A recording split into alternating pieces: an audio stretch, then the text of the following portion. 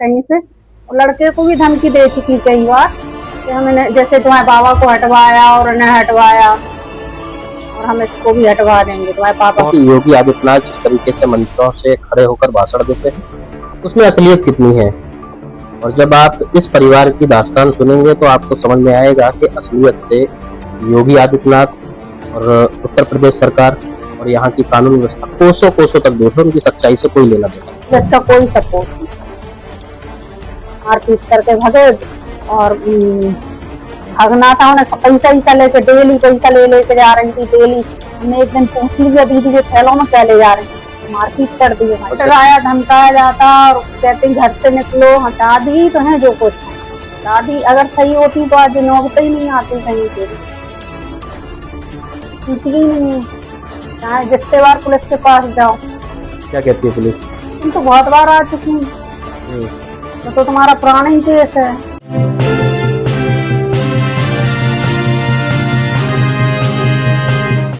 एक परिवार से जब कमाने वाले व्यक्ति का साया उठ जाता है तो उस परिवार की दुर्दशा क्या होती है, ये शायद समाज का हर व्यक्ति, हर वर्ग का व्यक्ति जानता होगा। लगातार इस तरीके के मामले देश भर में सामने आते रहते हैं, चाहे कोई राजनीतिक पार्टी हो, चाहे कोई संस्था हो या सामाजिक व्यक्ति हो। कुछ हद तक अपने तरीके से मदद करने की कोशिश तो करते हैं, लेकिन कहीं न कहीं सत्ता के आगे, शासन प्रशासन के आगे सभी नतमस्तक हो जाते हैं, सच्चाई को छोड़कर झूठ का साथ देने लगते हैं। एक ऐसा घर, एक ऐसा परिवार और एक ऐसा मामला जिला जालौन से, जो शायद इस समय जिला जालौन या उत्तर प्रदेश या फिर देश के हर क्षेत्र में पहुंच चुका है।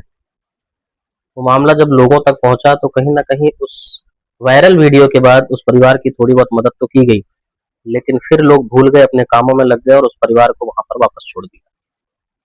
3 बच्चे और बच्चों की माँ किस तरीके से उस परिवार को चला रही है, अपने ही परिवार वालों से किस तरीके से खुद के न्याय के लिए खुद के लोगों के साथ लड़ना झगड़ना पड़ रहा है, और किस तरीके से शासन प्रशासन के लोग इस मामले को लगातार दबाते चले आ रहे हैं, जो आपने कई वीडियोज में पहले देखा भी होगा। आज हम थोड़ा बहुत पुरानी चीजों के ऊपर नजर डालेंगे, उसके बाद अभी प्रेजेंट में क्या चल रहा है उस पर चर्चा करेंगे। आपका मामला बीच में हुआ खेती वाला, जिसमें जबरदस्ती खेती हड़पने की कोशिश की गई, जबकि कानून अधिकार ये होता है कि जो नाती हो या जो वंश रहता है घर का उसको दिया जाता है। खेती वाले मामले में फिर क्या हुआ आगे? सास और ननद वही खेती नहीं करने दे रही, ननद चाह रही कि खेती उन्हें मिल जाए और उन्हें एग्रीमेंट भी करवा लिया 15.5 बीघा का राहिया में जो खेत है, और खेतों पे भी उनकी नजर है जो रोड किनारे पे। ननद ने अपने नाम पे खेत करवा लिया?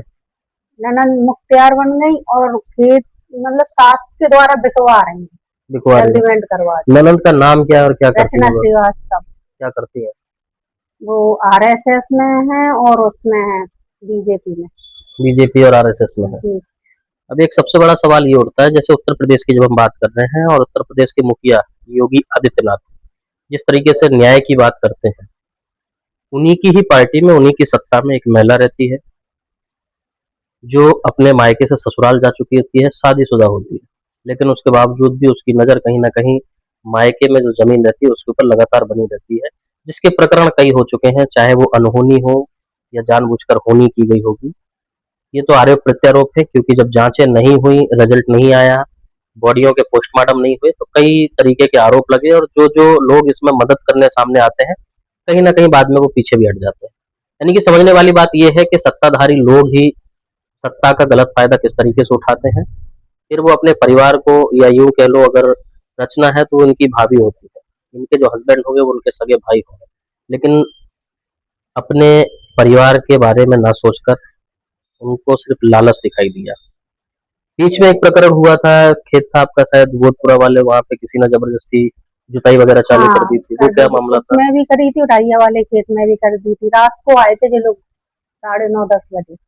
कौन कौन था, जानते हैं किसी को? उनका नाम था बजरंग भदौरिया। बजरंग भदौरिया। हाँ, और उनके साथ बहुत दबंग लोग थे और कह रहे थे हम तो ऐसे ही खेतों पर कब्जा करते हैं, हमारा तो ये काम है। मजबूरी बस हमें ट्रैक्टर के सामने आना पड़ा। अच्छा।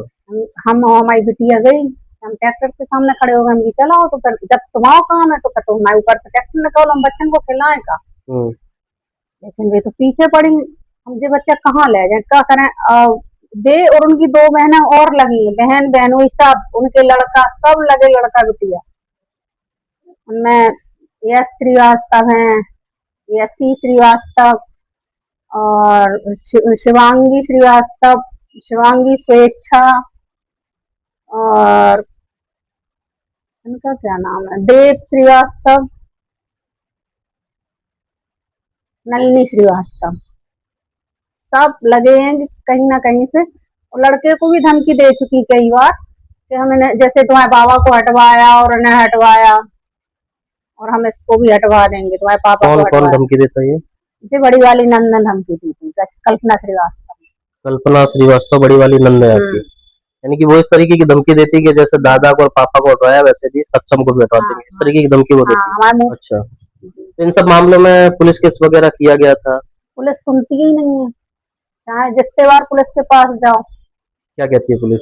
तुम तो बहुत बार आ चुकी, वो तो तुम्हारा पुराना ही केस है, इस तरह से कैसे एप्लीकेशन भी नहीं लेते, लौटा देते, लेते भी है तो उसको कोई कार्रवाई नहीं करते, और उन्हीं के पक्ष में रिपोर्ट लगा देते। अच्छा, तो दादी का किस तरीके का रवैया रहता है?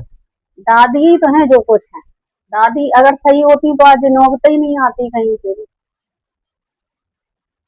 उन्हें खुद न्याय करना चाहिए कि जो बच्चे हैं जो उन्हें अपने लड़के की शादी नहीं करती, जब उन्हें ऐसा करना था, दादी खुद चाहती कि लड़का है, नाती है, तो इसका हक है कि लड़कियों का, जबकि उनके पास सब कुछ है।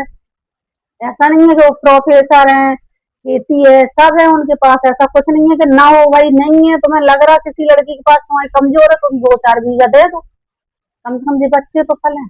या फिर तुम पहले ही शादी नहीं करती, भैया हम कहाँ ले जाए ये बच्चा, बताओ, हमारे माँ बाप भी खत्म हो चुके।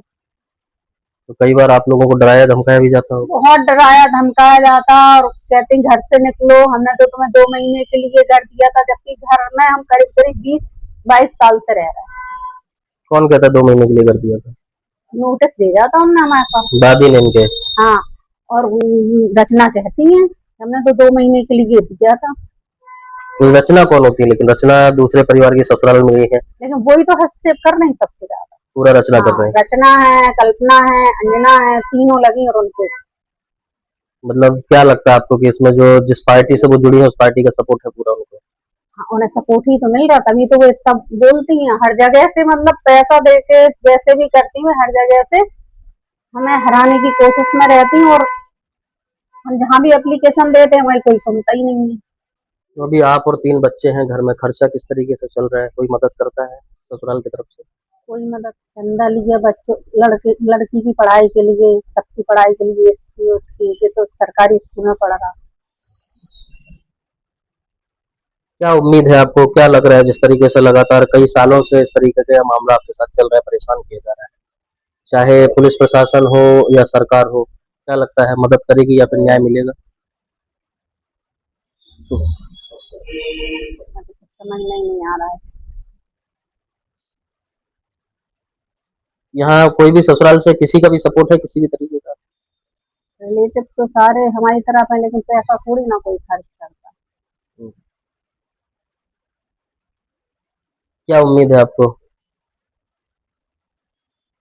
केस चल रहा, गांव वालों ने हेल्प करी थी फसल कटवाने में पिछली साल, तो उन्होंने उनके ऊपर भी केस कर दिया। इतने सारे केस करती यानी इतने सारे ऐसे ही केस हो गए, बहुत सारे आपके ऊपर? जी, मतलब सास कर रही है आपकी? हाँ, सास कर रही। क्या केस करती है? फसल कटवाने का केस कर दिया, एक स्टे वाला चल रहा, खेती पे चल रहा, मकान पे चल रहा, इलाहाबाद मारपीट करके गई, सब कुछ करके गई, इलाहाबाद में जाके स्टे ले लिया। सास ने मारा? हाँ, कर तो वो रचना ही रही है, जाती तो वो ही है हर जगह। वसीयत भी लिखवा ली दादी से, अपने नाम अच्छी अच्छी हाईवे की पूरी खेती 2-4 बीघा इनके नाम करी, सक्षम के नाम कर देंगे। कौन कह रहा? रचना कह रही। अच्छा, मतलब सामने वाले का हक छीनकर एहसान करेंगी 2-4 बीघा देके। और कुछ जो आप बोलना चाहो? कौन कौन इसमें इन्वॉल्व है, कितने लोग परेशान कर रहे हैं,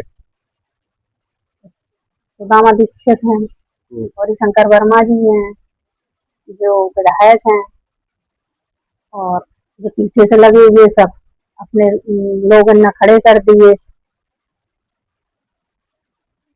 यानी कि ये लोग सभी रचना की मदद कर रहे हैं। हाँ, पूरा सपोर्ट कर रहा है। और कुल मिला के वो इस घर पे भी इनकी इतनी ज्यादा नीयत खराब है, कह रही कि हम कुछ नहीं देंगे तुम लोग को। तो जब कुछ नहीं देंगी तो शादी क्यों करी थी? नहीं करती अपने लड़के की शादी। FIR वगैरह हुई थी आपकी तरफ से?